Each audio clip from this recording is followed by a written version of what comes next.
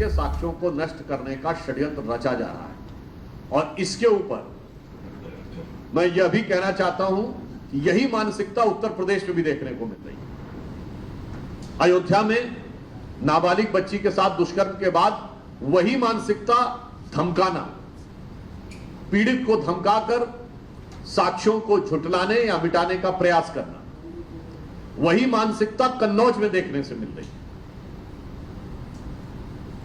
और मानसिकता का प्रमाण और देखिए कि समाजवादी पार्टी की एक महिला नेत्री ये कहती हैं, इससे ज्यादा आपत्तिजनक और दुखद बयान नहीं हो सकता कि वो कह रही 15 साल की बच्ची शाम को कौन सी नौकरी पाने के लिए वहां गई थी। जब यह बात बिल्कुल स्पष्ट हो गया कि वो समाजवादी पार्टी से जुड़े हुए लोगों के द्वारा इस प्रकार के कृत्य किए जा रहे हैं, तो जैसा संवेदनहीन बयान और आचरण पश्चिम बंगाल में तृणमूल कांग्रेस का है, वैसा ही यहां समाजवादी पार्टी। तो कन्नौज से लेकर कोलकाता तक महिलाओं के प्रति घृणा, विद्वेष के साथ साथ अपराधियों को संरक्षण देने की एक खतरनाक मानसिकता दिखाई पड़ रही है। चिकित्सकों के ऊपर जो कुछ हुआ है और उस कारण से चिकित्सकों के मन में जो रोष है, हम उसे भली भांति समझते हैं। आपको याद हो, कोरोना काल में भी यही हुआ, स्वास्थ्य कर्मियों पर आक्रमण और कई जगहों पे प्राण घातक हमले हुए, और उस समय मोदी सरकार को एक स्पेशल प्रावधान करना पड़ा था उन लोगों की रक्षा के लिए। तो मैं आज ये भी पूछना चाहता हूं कि हम उत्तर प्रदेश में हैं, तो यहीं से प्रियंका गांधी जी ने नारा दिया था, लड़की हूं लड़ सकती हूं। आज लड़कियों के साथ अयोध्या, कन्नौज से लेकर कोलकाता तक जो हो रहा है, उसके ऊपर आपके मुंह में दही क्यों जमा हुआ है? हम पूछना चाहते हैं सोनिया गांधी जी से और राहुल गांधी जी से, जो अब यूपी के 2 लड़कों में बड़के वाले लड़के हो गए हैं, उनसे हम ये पूछना चाहते हैं कि आपकी मोहब्बत की दुकान में ये क्या सिर्फ अपराधी, भ्रष्टाचारी और बलात्कारी सामान ही उपलब्ध है? हम पूछना चाहते हैं राहुल गांधी जी से कि यदि बंगाल में आपके सबसे प्रमुख नेता, जो पिछली लोकसभा में नेता प्रतिपक्ष रहे, अधीर रंजन चौधरी जी ने कहा है कि there is no democracy in Bengal, और वो कहते हैं कि ममता बनर्जी पूरी तरीके से तानाशाह हैं और वो अपराधियों का संरक्षण कर रही हैं, उसके बाद आप किस मुंह से उनके साथ गठबंधन कर रहे हैं?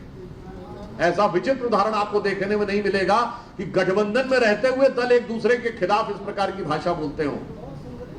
तो इसलिए हम इंडी गठबंधन के समस्त रचनाकारों से यह भी पूछना चाहते हैं, और हम ये कहना चाहेंगे, ये वही उत्तर प्रदेश है जहां एक दौर में ये शर्मनाक बयान दिया गया था कि लड़कों से गलती हो जाया करती है, और जब से इन 2 लड़कों की ताकत बढ़ी है, तब से आपराधिक तत्वों की हिम्मत और हिमाकत भी बहुत तेजी से बढ़ती हुई नजर आ रही है। और इस समय इन 2 लड़कों से गलती नहीं हो रही है, ये अपराधियों को संरक्षण करने का अपराध किया जा रहा है। और इससे पूर्व भी ये पार्टियां सदैव अपराधियों को, यहां तक कि आतंकवादियों को भी प्रश्रय देती रही। अखिलेश यादव जी से मैं पूछना चाहूंगा कि जब आपकी पार्टी के नेता सीधे इस प्रकार के दुष्कर्म में संलिप्त हैं, तो उसके उपरांत भी आपकी तरफ से कोई प्रभावी कार्रवाई न होकर बल्कि इन अपराधियों को कवर फायर देने का प्रयास, देखिए दोनों दल एक दूसरे के अपराधियों को कवर फायर दे रहे हैं। जैसे अपराधी लोग आते ना, कहते हैं मैं ये काम करूंगा तो तुम यहां पे अटेंशन डाइवर्ट करना और तुम ये अटेंशन डाइवर्ट करना। तो मैं अखिलेश यादव जी से भी कहना चाहूंगा कि आप जो PDA का नारा देते थे, वैसे इसकी परिभाषा वो लोग अपने सुविधानुसार समय समय पे बदलते रहे हैं। कभी ए का मतलब अल्पसंख्यक हो जाता, कभी वो कहते हैं ए का मतलब आदिवासी है, और जब से पांडे जी को नेता प्रतिपक्ष बनाया है तो ए का मतलब अगड़ा भी बोलने लगते हैं। पर अब इस घटना के बाद जो उनकी मानसिकता उभर कर सामने आई है, उससे अब ये PDA तो मुखौटा है और इसके पीछे का असली चेहरा है परिवारवादी,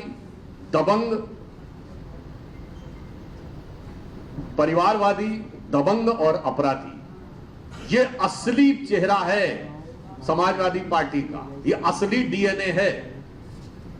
कि दबंग और अपराधियों के माध्यम से परिवारवाद की सत्ता को पुनः प्राप्त करना अथवा सुनिश्चित करना। और ये मैं ऐसे नहीं कह रहा हूं, ये इनके चरित्र में है, राजनीतिक डीएनए में है।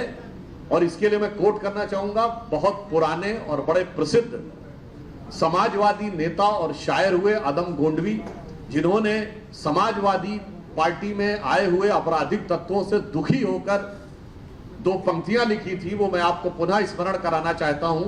उन्होंने समाजवादियों के लिए लिखा था कि काजू भुना है प्लेट में और विस्की गिलास में, उतरा है रामराज ज्यों विधायक निवास में। और आगे की उनकी लाइन है, मेरी नहीं है। पक्के समाजवादी हैं तस्कर हो या डकैत, कितना असर है खादी के उजले लिबास।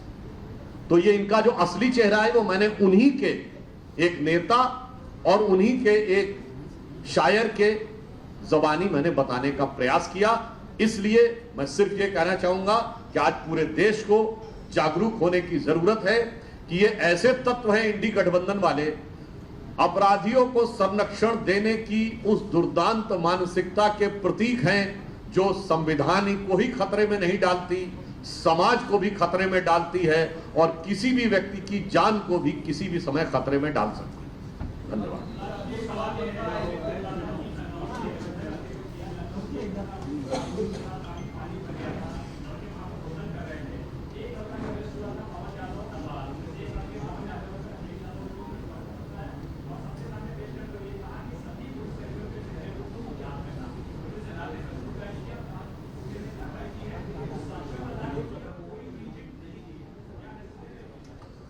देखिए, इस विषय पे जब माननीय मुख्यमंत्री जी सदन के पटल पे बोल चुके हैं तो मुझे लगता है उसके बाद किसी भी प्रकार के अन्य बयान की आवश्यकता नहीं।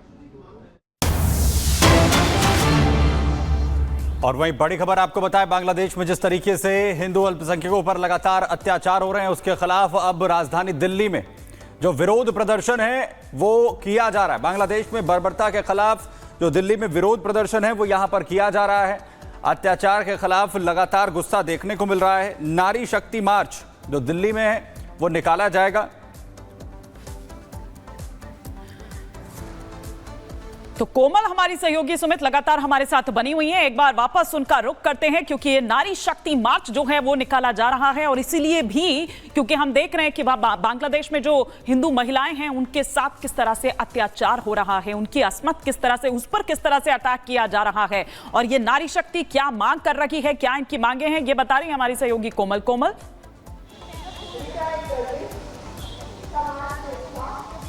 बिल्कुल, देखिए बांग्लादेश में नारियों पर काफ़ी ज़्यादा अत्याचार हो रहा है, खास तौर पर महिलाओं को काफ़ी ज़्यादा टारगेट किया जा रहा है, हिंदुओं को टारगेट किया जा रहा है। ये तख्तियाँ दिखाए तो देखिए यहाँ पे ये तख्तियाँ लेकर के महिलाएं पहुँची हुई है कि आखिर उनका सवाल ये है कि हिंदुओं ने आखिर कब नरसंहार किया जो हिंदुओं को टारगेट किया जा रहा है।